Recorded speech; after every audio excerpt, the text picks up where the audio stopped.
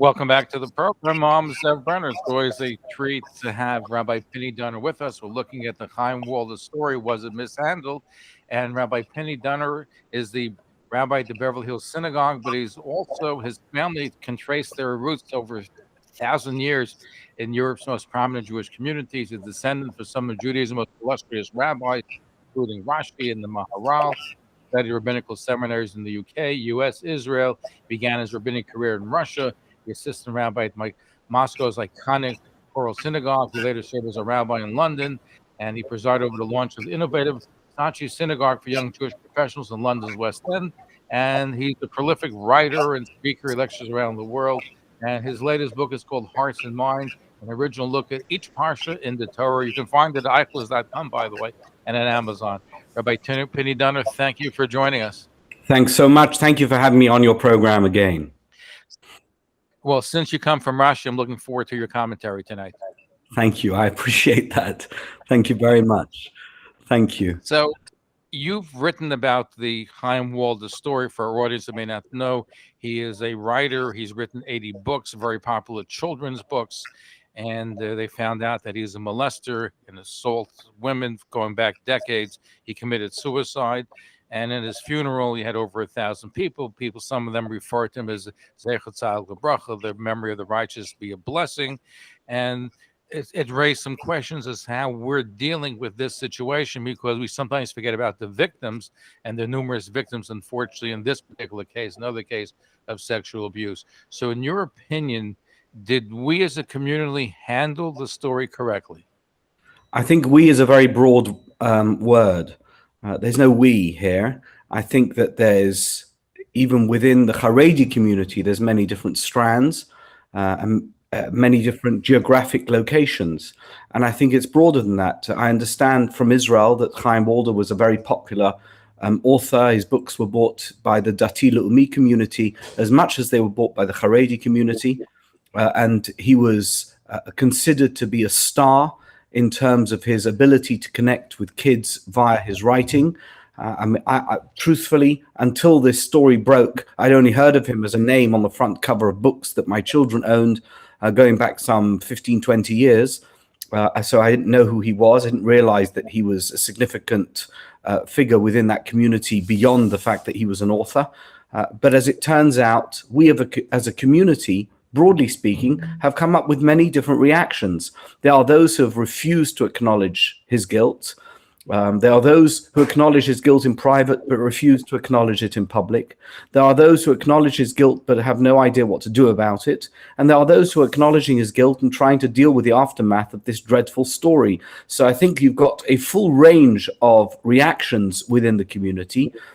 Clearly, his friends and family find it very difficult, at least publicly, to admit that he did what he did. And he's thrown an unbelievable span in the works by, firstly, by committing suicide. Secondly, by leaving a suicide note that didn't really acknowledge what he had done. Since his death at his own hand, he has caused the death of one of his victims who has committed suicide, and a firestorm, an absolute earthquake, a cataclysmic reaction from within that community, which is trying desperately to deal with the fact that a hero of their community has turned out to be a serial abuser, and as somebody who's just completely undermined everything he stood for by the actions that he was doing in private. And it's just impossible for them to handle this situation in any kind of coherent fashion. Nevertheless, and this I think is broadly what you want to address in this program, how do we deal with this? How are we meant to deal with this? And that's what I want to help your listeners with, and those who are viewing this online.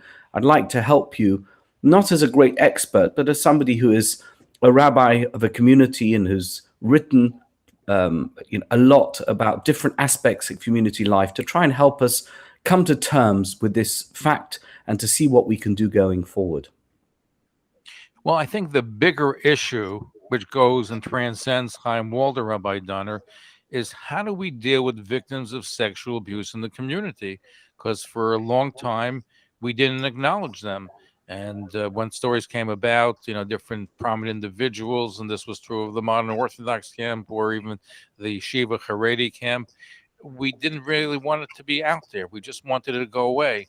And there's a lot of pain of survivors. I'm not sure if everybody understands, and you've probably dealt with them. I can tell you on this program, we've dealt with survivors, and it's a problem because not only do they 20% of them become abusers themselves, but a lot of them leave religion. I've come across people. I run a minyan in Manhattan. A man comes to me every year, chassid. I think he was a Sakma chassid, but today he's no longer religious. He comes on the yard side, but that made him not religious. I hear a lot of cases of people becoming unreligious. So it's we have to feel their pain and do something about it. That's, I think, the main lesson we have to learn from the Chaim Walder story.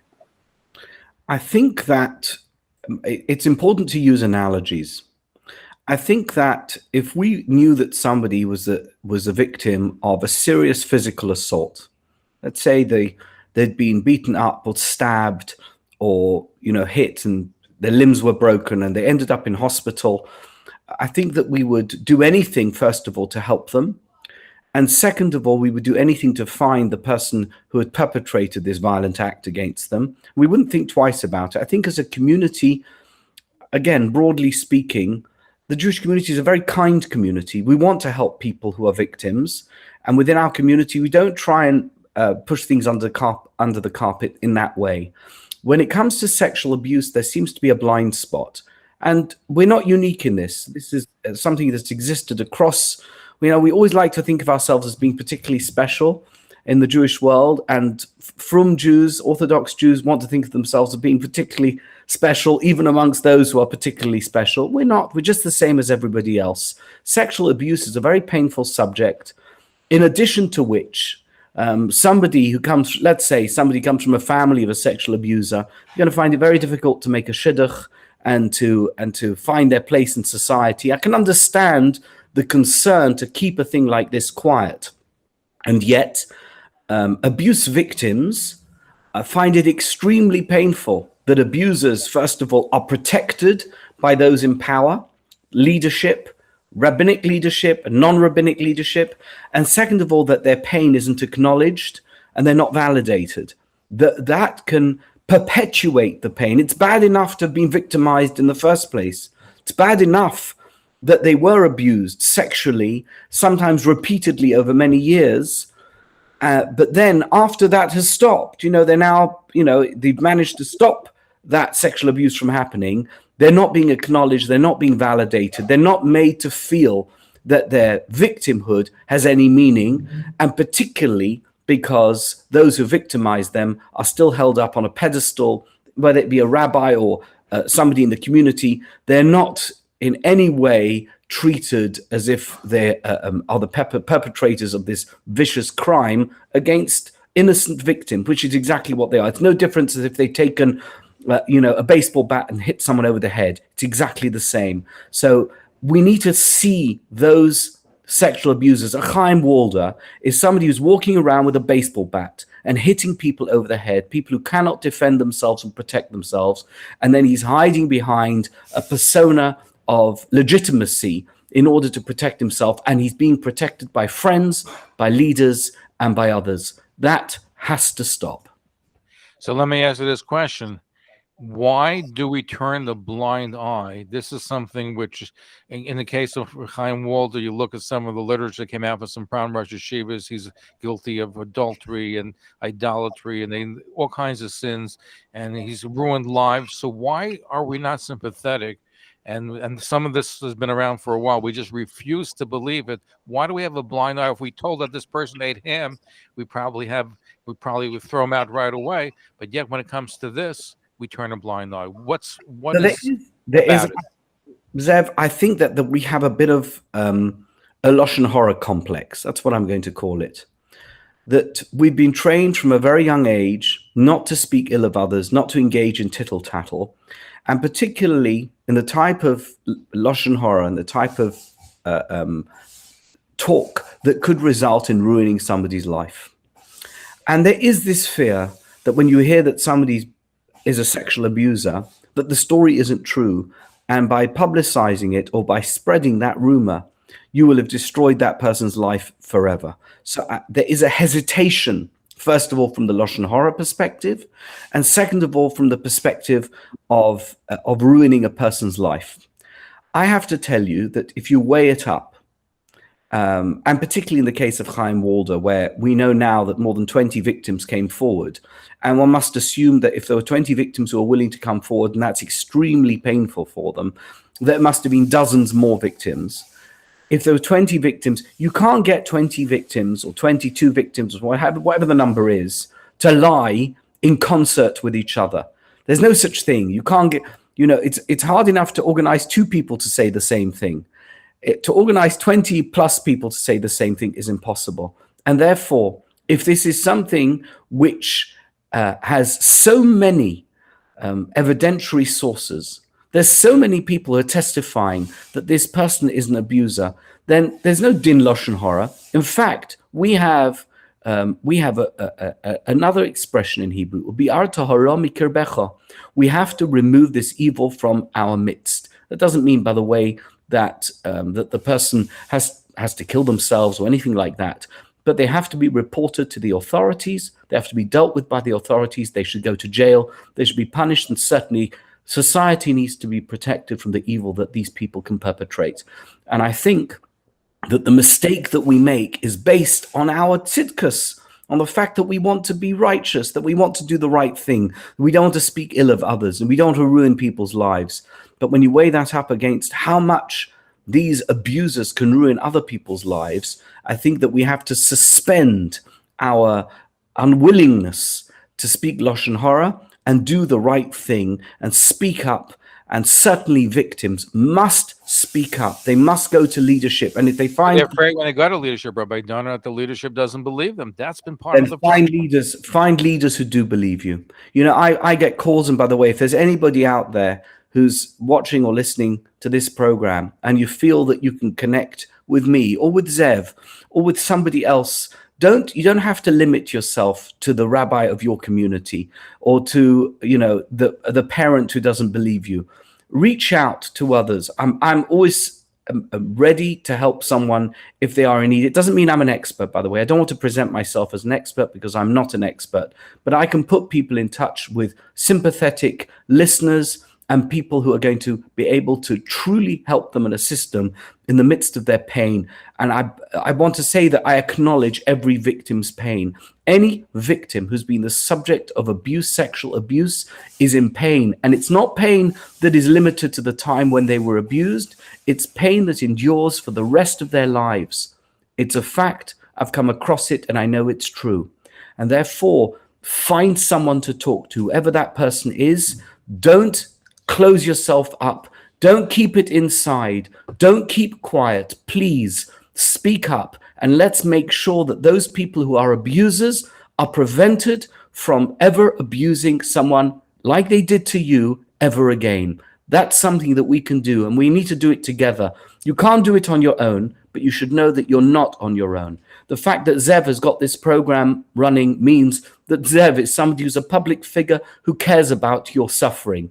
The fact that I'm coming on means that I care about your suffering. There's many people who I'm associated with and with whom I cooperated in writing the article that I recently wrote, and in other aspects of this dreadful story, who care about your suffering. Let's make sure that we put a lid on suffering, because there's Chaim Walders who have not committed suicide, who are currently active in the community. There's Chaim Walders who may not be active now, but will be active in 5 years. Let's make sure that we can deal with it head on, that we don't let a thing like this fester as it did with Chaim Walder for 25 years to end in this horrible fashion. We're speaking with Rabbi Pini Dunner of Los Angeles. His shul is the Beverly Hills Synagogue. He's a international lecturer. His latest book is called Hearts and Mind, an original look at each parsha in the Torah. You can get that at eichlers.com and on Amazon. But we're looking at the Chaim Walder story, what we can learn from it, what we should be doing, and how we should be changing for the better to help those that are afflicted or in pain because of what happened to them, whether it's Haim Walder or another abuser. When we come back, we'll take some of your phone calls at 212-769-1925, 212-769-1925. You want to email us? Great way to get some of your questions answered. zevbrenner@gmail.com, zevbrenner@gmail.com. We're going to be right back. Our guest, Rabbi Pini Dunner, he's from Los Angeles. He's a rabbi of the Beverly Hills Synagogue. He's a prolific writer. You can read his works. He lectures around the world. And we're looking at the Chaim Walder story. Was it handled properly? What can we learn from that story? So, Rabbi Dunner, you were talking about the fact that we have to do more and we have to be more credible, but you have principals in Brooklyn sending letters to their homes saying, let's not talk about this issue. You have editorials, Nahamudi and others that are really rallying around and saying, that we shouldn't really be dealing with this issue. Shouldn't this be a learning moment? Isn't this the best time that we should really be telling our kids that to be on the lookout, to unwanted touch, especially from a close one? I saw statistics, and we'll probably do a program about it, that that 1 out of every 4 religious women are victims of sexual abuse. If that indeed is the case, it's a very high number. I think the number's higher. I dread to say it, but I think the number is higher. I would say this to you. I spoke about it today at Shalashudus at my shul. One of the aspects of the Yetzias Mitzrayim story, the Exodus from Egypt story in the Torah, is that we don't really talk as much about the Exodus and about the Jewish people, even about Moshe Rabbeinu, as we do about Paro. And the lessons that we learn from Paro, which we never speak about at the Seder night when we recall the Exodus. But here in the parashas in the Torah, I'm talking about Shmos, Va'era Boy, B'Shalach, and Yisroi. We're really talking about the failure of leadership of Paro, of the Pharaoh of Egypt, of one of the mightiest leaders in the history of humanity, completely failed his nation. And even in this week's parasha that we read this morning, we see that his advisors said to him, come on, you're going to see the destruction of Egypt by refusing to comply with the reality and to accept that the reality of the plagues is that the edifice is collapsing around us. And yet Paro still hardens his heart and refuses to let the Jewish people go. I think that one of the pitfalls of leadership is that in an effort to preserve the past and the present, they refuse to acknowledge changes that are happening around them, that if they don't address, will see the collapse of everything that they hold dear and everything that they hold to be important.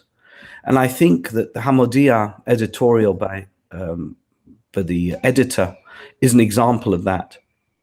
I think that the mailings that go out and the refusal to allow anything, or any newspaper or journal to really discuss. I mean, one of the weirdest things I saw was the Yated in Israel reporting Chaim Walder's death, said that he died in tragic circumstances, didn't even refer to the suicide, as if by pretending that it didn't happen, like King Canute, not wanting to accept that the tide wouldn't listen to him.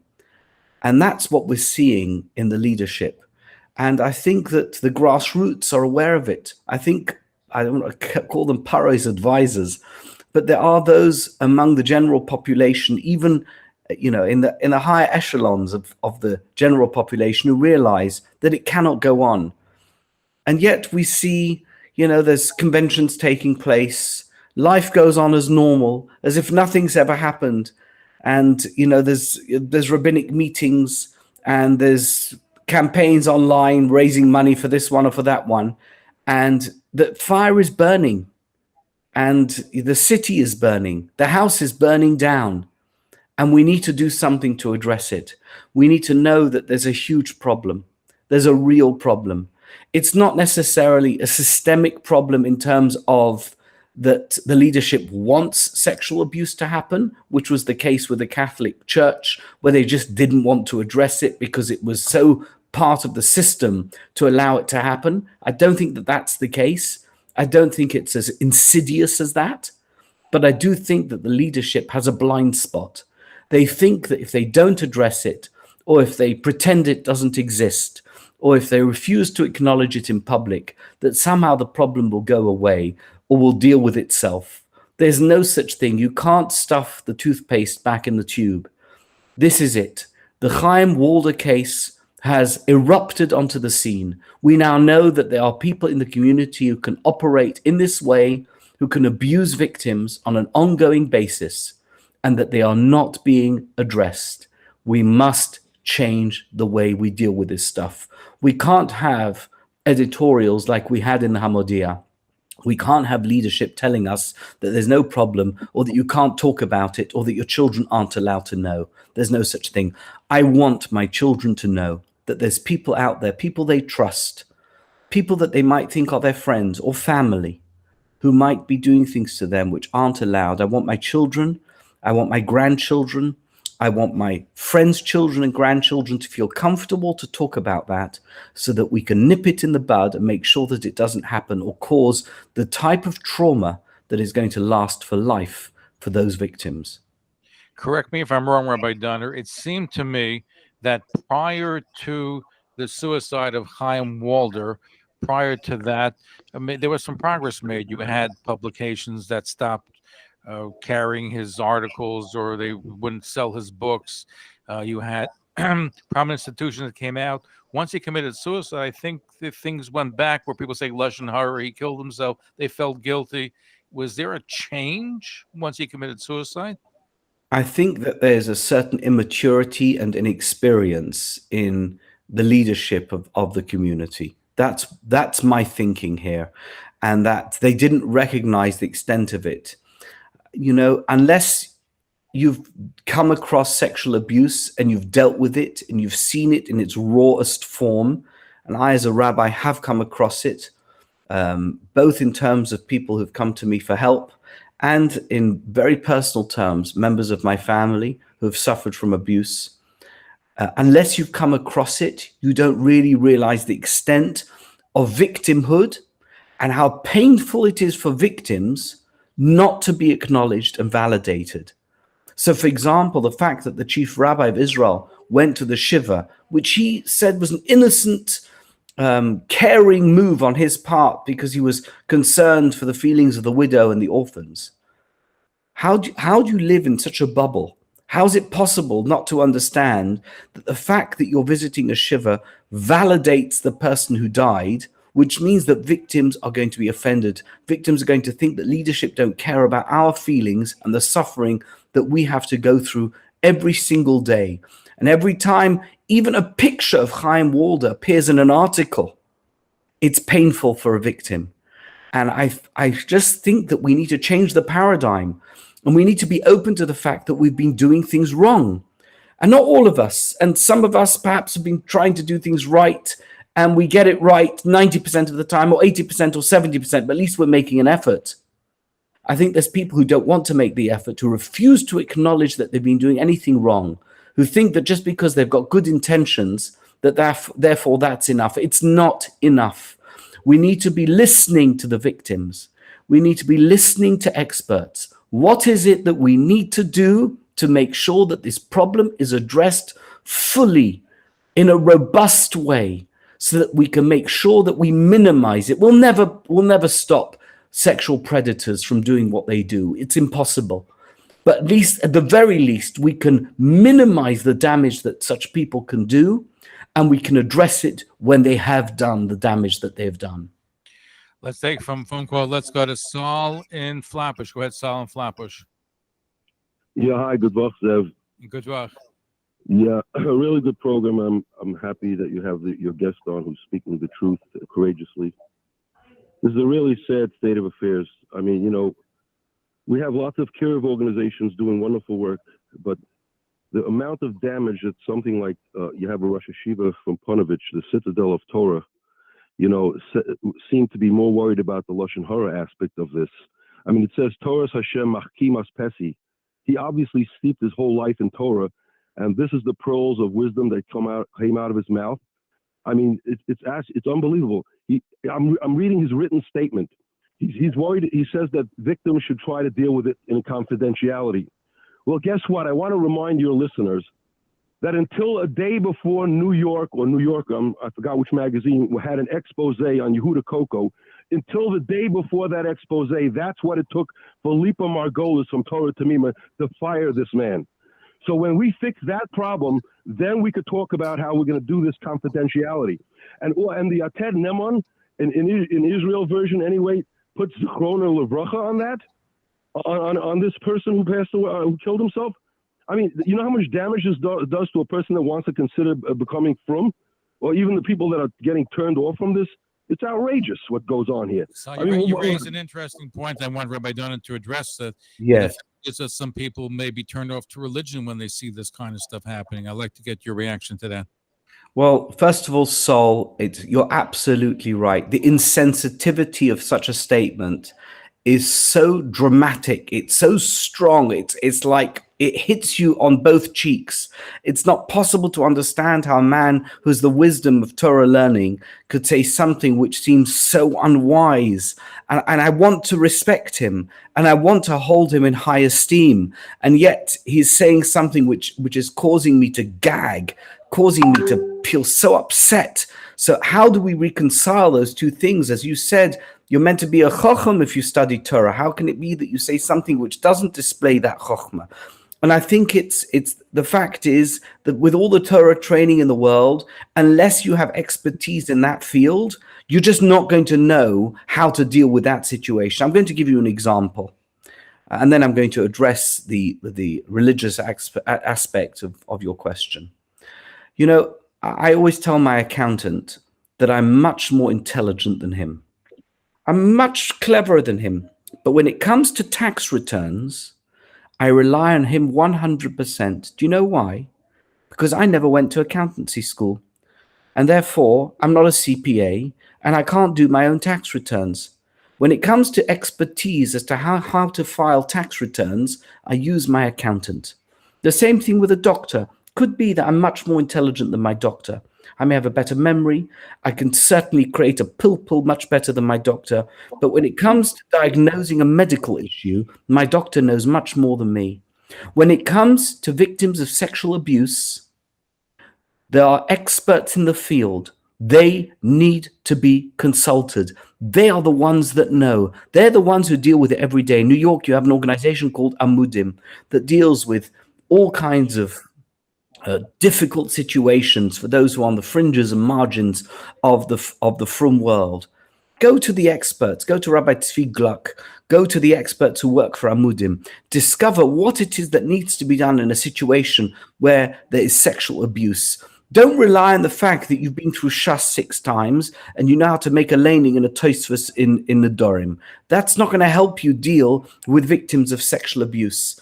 And I think that that's the first issue. We have to acknowledge that Rabbi Gershon Edelstein, he may be a huge posek, he may be a fantastic Talmud Chacham and give the best shir kloli in Bnei Brak. I don't know, and I don't want to in any way diminish him or minimize him. But when it comes to victims of sexual abuse, I think he just may not have a clue, and he needs to consult with those people who can be trusted to answer the questions that need to be asked, and to do so in a way, and to answer those questions in a way that can help deal with this situation now and moving forward. In terms of the frum world and how people are going to react to the fact that rabbis don't know how to deal with this, I think that we have to trust, broadly speaking, that people want to do the right thing. Even Reb Gershon Edelstein. And, there are people who even in the last 2 weeks have acknowledged that they've made terrible mistakes in the past and that they want to change moving forward. I don't think that we should tar everybody with the same brush. I'm not in any way trying to condone or undermine victims by saying what I'm about to say. I think the frum world has a lot to offer, and Shmiras HaMitzvahs is a tremendous way of conducting one's life. I think that there's things that we can improve. I can improve. And I'm sure that Zev, who's running this program, he hasn't said so. I'm sure there's many things that he could improve in his life and the way that he addresses this. And we're learning. We're all here, and then we have to improve ourselves every. I know. We're all Did human. you? We all make mistakes. It doesn't mean that tomorrow morning I shouldn't say Kriya Shema because somebody who's a great rabbi in Bnei Brak issued a silly statement. That's not the way it works. I think that we need to find better ways of dealing with this, and we need to encourage our leadership to make sure that they address this properly so that going forward there'll be less victims and that we address the problems of those victims in a proper way. Thank you for your phone call, Saul.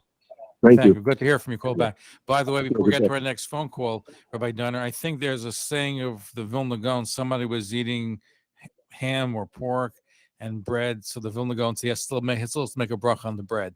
Yeah, that's right. I mean, it may not be on the pork. By the way, there's even a shita that says you have to make a bracha on any food, even tray food. We don't paskin that way, but you're absolutely right. Let's go to Lower East Side of Manhattan. I think Shlomo from LES, Lower East Side. Your question or comment to Rabbi Pini Dunner. Go ahead. Rabbi Dunner is correct about Rabbi Gershon Edelstein, but he's a gadol within the yeshiva. He's not out in the world, and he didn't know. And the only way for him to do a change is if one would call up the Panovich and say, we're not going to give money, 212-675-9260 or 972-3618-3111. He will turn around when 100 people call and say, we will not give, until he opens himself up and listens to the rabbis.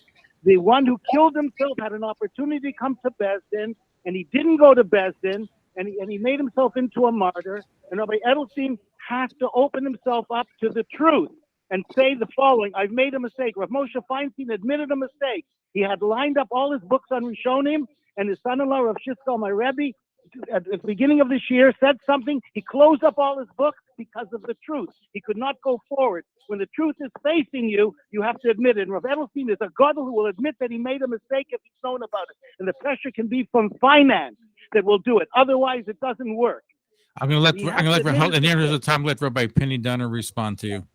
Thank you, Reb Shlomo, and you're absolutely right, Reb Moshe Feinstein. If he was confronted by any error that he'd made, would acknowledge it. I'm sure that Reb Gershon Edelstein would do the same thing. Perhaps he's surrounded by people who don't allow him to see the truth. That could be possible. The chotzer of a gadol is not always a positive thing.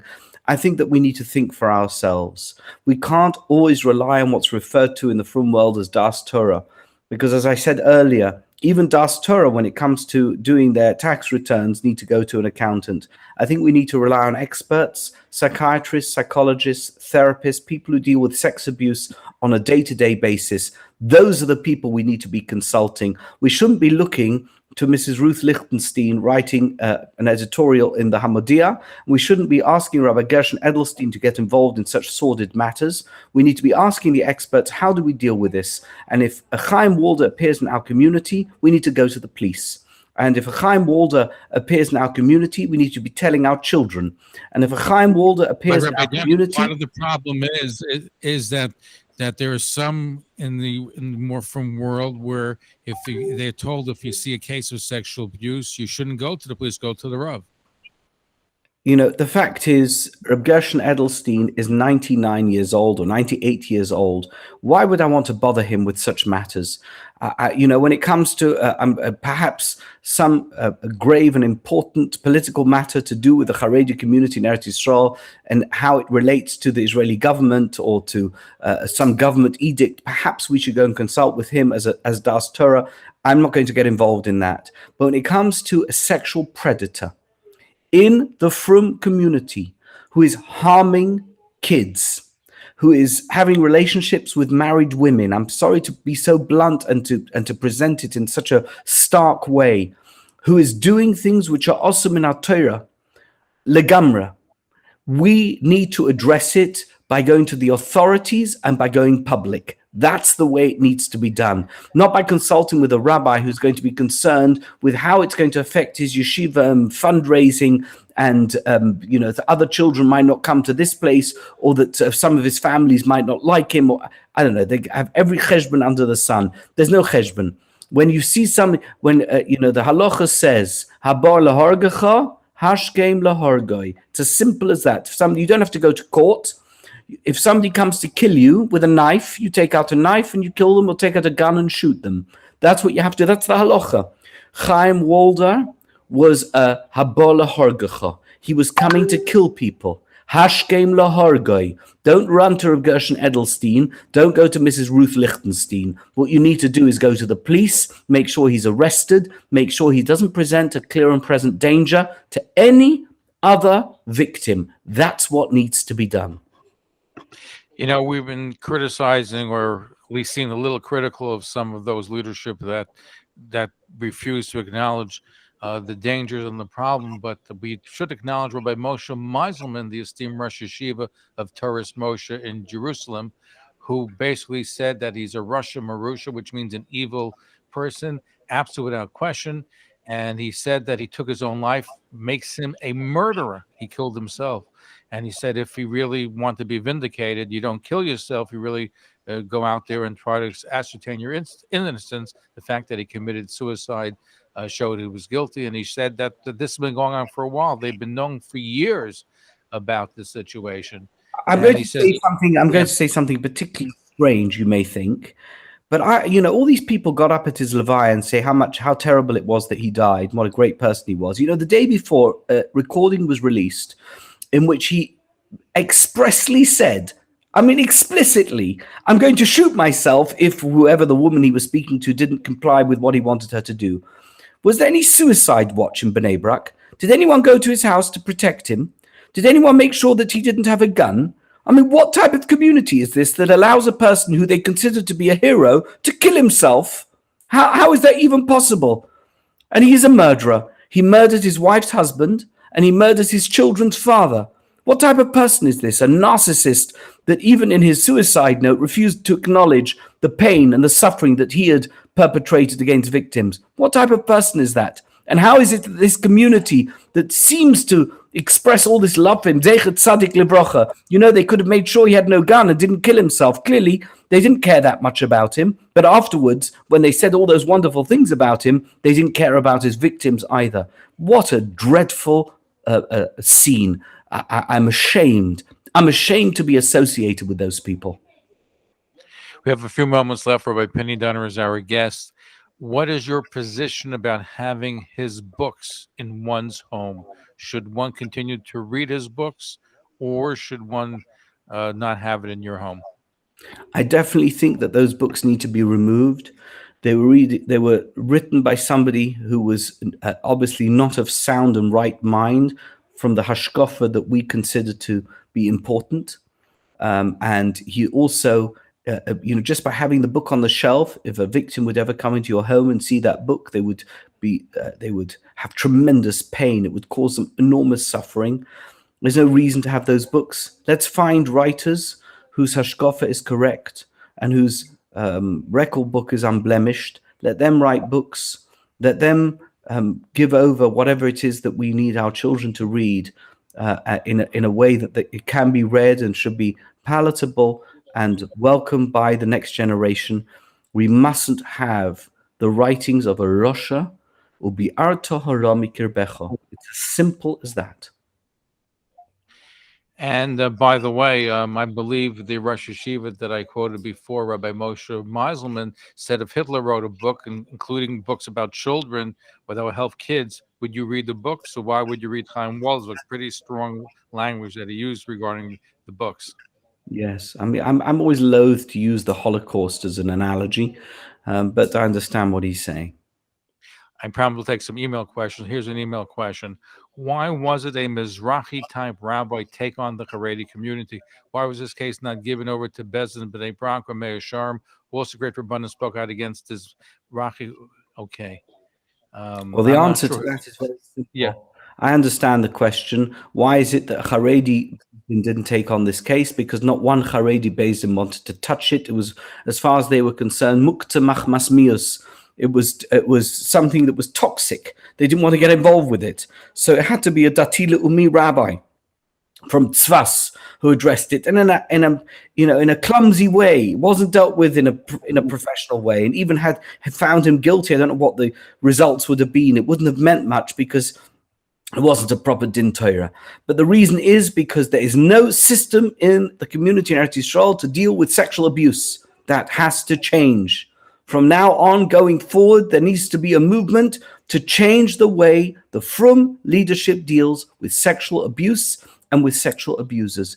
Sex predators need to know that they will be targeted by the authorities within their community, that they will not have the freedom to operate that they have had until now. Things must change. Victims have to know that the leadership that is so important in the frum world, because the truth is the frum world doesn't really operate within the wider society. It's its own society. It's its own bubble. They need to know that that leadership is taking them seriously and is willing to address the pain and the suffering that they're going through or that is being perpetrated against them.